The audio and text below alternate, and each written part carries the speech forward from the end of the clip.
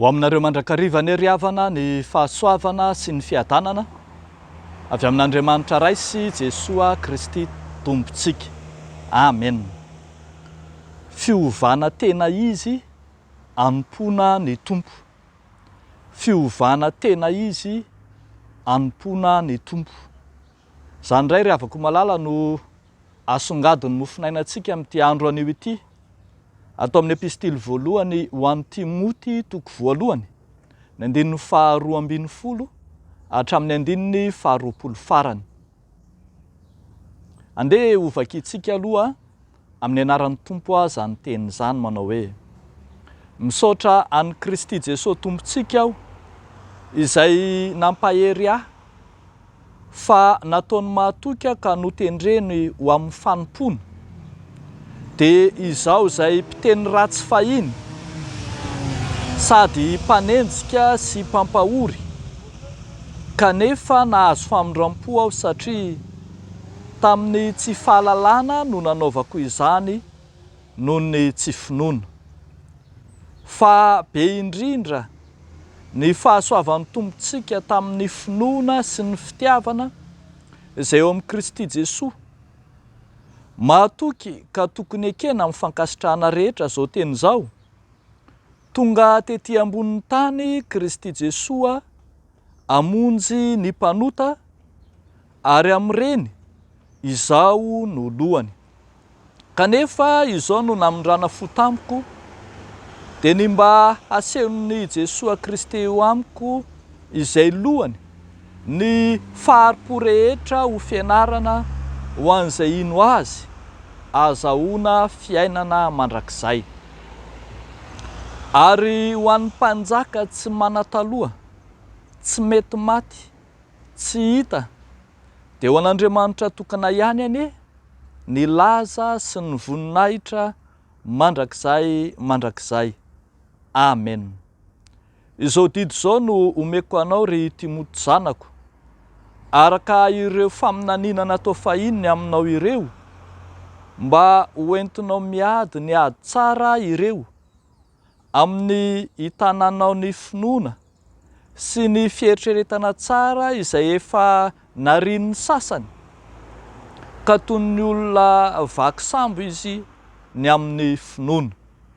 Naman'ireny Himeneo sy Aleksandro izay atolotro an'i Satana mba ho faizina tsy teny ratsy.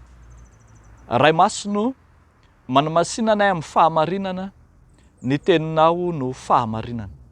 Amen. Fiovana tena izy entina anompona ny tompo.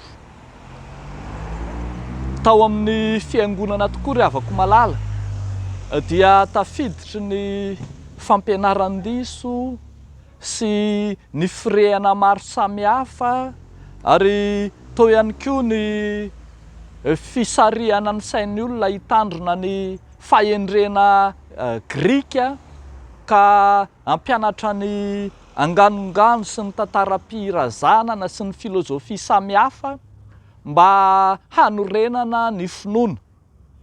Eo anatrehan'izany dia nampianatra sy nampitandrina ny Timoty, zanany amin'ny finoana ny apôstôly Paoly, ny amin'ny finoana tena izy, ny amin'ny fiovampo tena izy, entina anompona an'Andriamanitra marina.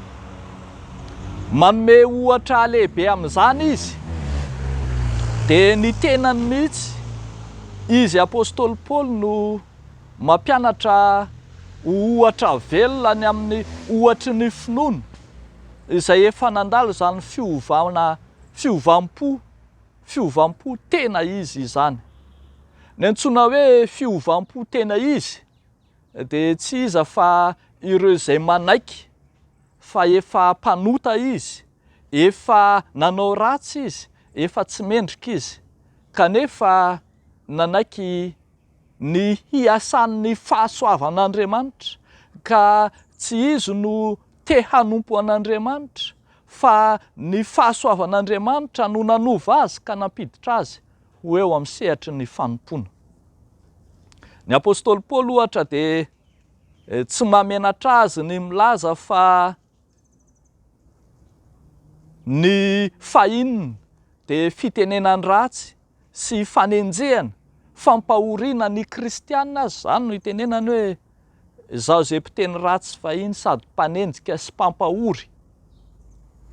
Tena miaiky mihitsy ny apôstôly Paoly fa lohan'ny mpanota aza, hitantsika izany eo amin'ny 5:50. Tena niaina tamin'ny fahotana izy, kanefa tsy noho ny herin'ny tenany, tsy noho ny finiavana manokana tao aminy, tsy noho ny fahamendrehany, fa noho ny asan'ilay fahasoavan'Andriamanitra. Hitantsika izany eo amin'ny 4:40 manao hoe fa be indrindra ny fahasoavan'ny tompontsika tamin'ny finoana sy ny fitiavana izay eo amin'ny Kristy Jesosy. Io fitiavan'Andriamanitra, io fahasoavan'Andriamanitra ao amin'ny Kristy Jesosy io no manova, io no mampihoatra sy manindry ny fahotana. Apôstôly Paoly dia niteny an'izany any amin'ny bokin'ny Romanina fa araka ny habeny teo amin'ny fahabeazan'ny ota hoy izy no nampihoatra lavitra ny fahasoavan'Andriamanitra. Aseho izany fa lehibe lavitra noho izay fahotana io fahasoavan'Andriamanitra io ho an'izay manaiky sy miaiky fa nanota izy. Ndra ho ary isika ry havako sodoka ny fanompoana sandoka, fanompoana izay noho ny finiavana manokana ao amin'ny tsiraraisa sy ny te hanompo an'Andriamanitra. Hitantsika fa tao amin'ny fiangonana dia misy sokajin'olona izay nampitandremina sy nampanalavirana tandreminy amin'ny Himeneo sy Aleksandro izay fiovana sandoka sy fiovana tsy tena izy ka mitarika ny olona ho any amin'ny fahaverezana. Tsy ilaozan'ny sokajin'olona tahaka izany tokoa ao amin'ny fiangonana ka mampitandrina ny apôstôly Paoly. Jesosy Kristy ry havako malala no fototry ny famonjena, ka izay rehetra tonga ao aminy no mandray marina ny fanompoana tena izy ka entina hampandrosoana ny fiangonana. Zava-poana, tsy misy dikany arak'izany, izay rehetra endrika ivelany rehetra entina hanompoana an'Andriamanitra tsy toa hanompoana azy, kanefa tsy ahitana ilay fiovana tena izy, fiovampo marina, ilay fifanenana amin'ny fahasoavan'Andriamanitra, ilay manova ny fahotana ho tonga fahasoavana. Aoka ry isika ry havako, tsy ho voasodokan'ny endrika ivelany ny amin'ireo mpanompo maro samihafa izay milaza ny tenany fa mpanompon'Andriamanitra, kanefa tsy nirahan'Andriamanitra, tsy nampitondrain'Andriamanitra ny hafany, ary tsy mbola nifanena marina tokoa tamin'ny tompo marina. Fotoana sy fieritreritra izao ny ahafahantsika satria ao anatin'ny vanim-potoanan'ny karemy ka hanomboka eo amin'ny tenantsika aloha, itsika tsiraray avy no andeha hitady marina izany fihavanana amin'Andriamanitra izany, izany fiovana tena izy izany, ary izany no ambarany lohahevitra antsika hoe mamerina ho amin'ny fahamarinana ny tompo, mba tena ho ao amin'Andriamanitra marina no hitodiantsika, mba tena hanana fifandraisana marina isika, dia ho ankatoaviny sy ho ekeny ny fanompoana rehetra ataontsika.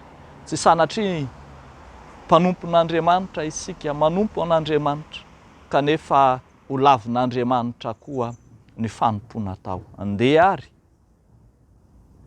banjino Jesosy ilay ifantohan'ny fanompoana kristianina sy ny finoana kristianina marina, fa ao aminy no misy ny tena famonjena. Dia ho an'Andriamanitra irery ihany ny voninahitra. Amen. Hivavaka isika ry havako. Misaotra anao izay Jesosy noho ny amin'ny habeny fahasoavanao izay namindra fo taminay, izay mpanota tsy mendrika teo anatrehanao, tsy hanamaritenany amin'izany izahay satria efa diso, fa misaotra anao kosa manaiky handray anay ka nomenao teo anatrehanay ny fanompona entina hampandrosoana ny fiangonanao. Vavaka manokana izay amin'ity andro anio ity ho an'ireo izay ao anatin'ny aretina, ireo izay eo am-pamoizam-po, ireo izay eo am-pamoizana fanantenana, ireo izay kivy sy ketraka, ireo manana adi-tsaina, adi-panahy, indrindra adiny finoana ihany koa, mba ho voaro amin'ny finoana marina sy tena izy ao aminao Jesosy ilay efa namindra fo taminay. Dia ataonay amin'ny anaran'i Jesosy izany vavaka izany misaotra ray eo. Amen.